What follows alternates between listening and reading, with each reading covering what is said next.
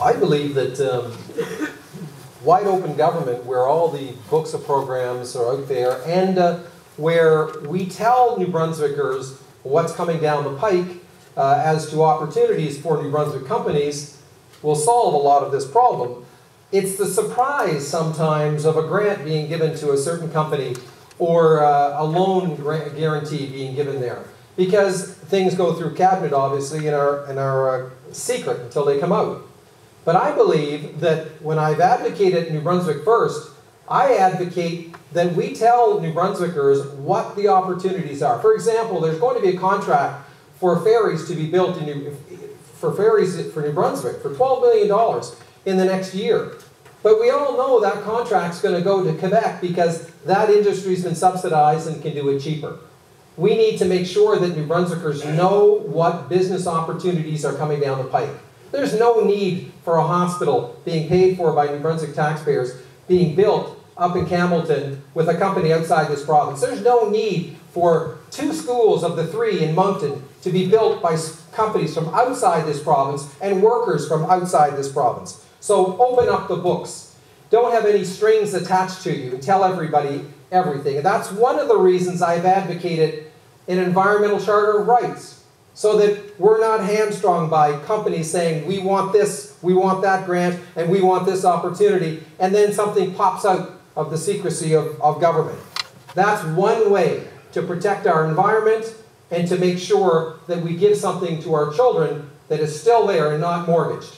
The other opportunity is with regard to the jobs that are subsidized by this provincial government, that are being done by so many workers from outside this province, while your friends and neighbors are getting on planes for Fort McMurray, and that's wrong.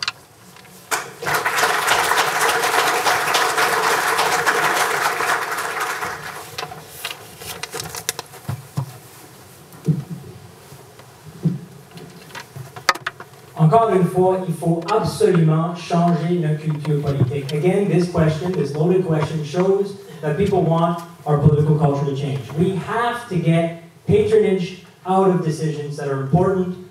All government decisions, frankly, are important. We have to get nepotism out of the decisions of government. We have to make sure that whatever we do, we're doing it for the right reasons. Instead of helping one company or a few companies with some loans and grants, why don't we improve Route 11 and help a lot of companies?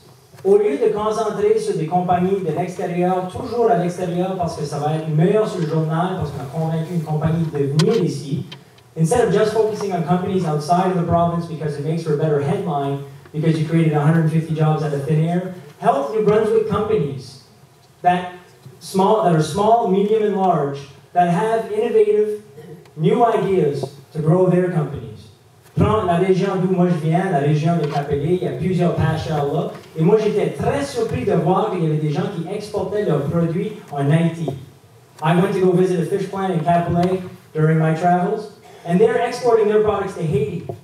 Well, what they need help with is the government to go to other markets, to open up those markets for them. Go to China, to go to Europe, to go to the States. They need a government that's going to help them with infrastructure, that's going to help them with a skilled workforce, that's going to help them with research and innovation to make sure they have better equipment so they can compete nationally and internationally. They're looking to people that have a skilled workforce that can not only do the industries there, but the industries around them, to make sure that everyone in that region is doing well. And the spin-offs obviously create more spin-offs, and everyone sees their companies grow. We are capable as New Brunswickers, and that's why I'm convinced if we stop with handouts and start doing hand-ups by creating conditions for all companies to survive and thrive, the ones who are innovative and the ones who are going to work hard, I'm convinced we will grow our economy. Merci beaucoup.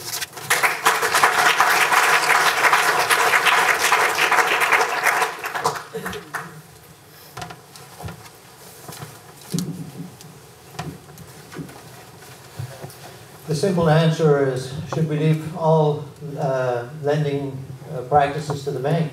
And I think there's an answer to that, and I think it's no. I think there's a role for government to play, but it shouldn't be just with a blank checkbook. I've always said government partnership and economic development, I think, is crucial for the growth of economic development, of job creation in the province.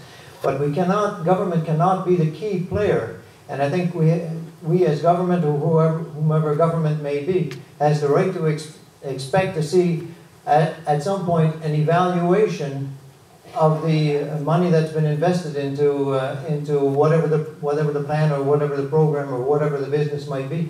An evaluation that measures the impact, again, on population growth or on job creation. And I think if those two things if they don't meet the criteria, if the proposals don't meet any of those criteria, then it's probably a time to say maybe this is an issue for the banks more than it is for government.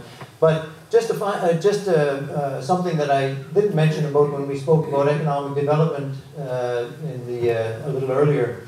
One of the things that's really lacking in the northern part of the province is a good highway infrastructure plan. And yesterday it was evidenced to me as well, from this region to the north, to the northwest region, to the southern region, and to the central region, and the eastern region. You know, you just dread to take those highways. What an opportunity there to create long-term job creation by saying that we're going to upgrade the highway infrastructure that truly will once and for all connect the northern part of the province with every other part of the province. And then see how well we'll fare out with economic development. Give us the same tools and we'll be able to compete at the same level as everybody else. Thank you.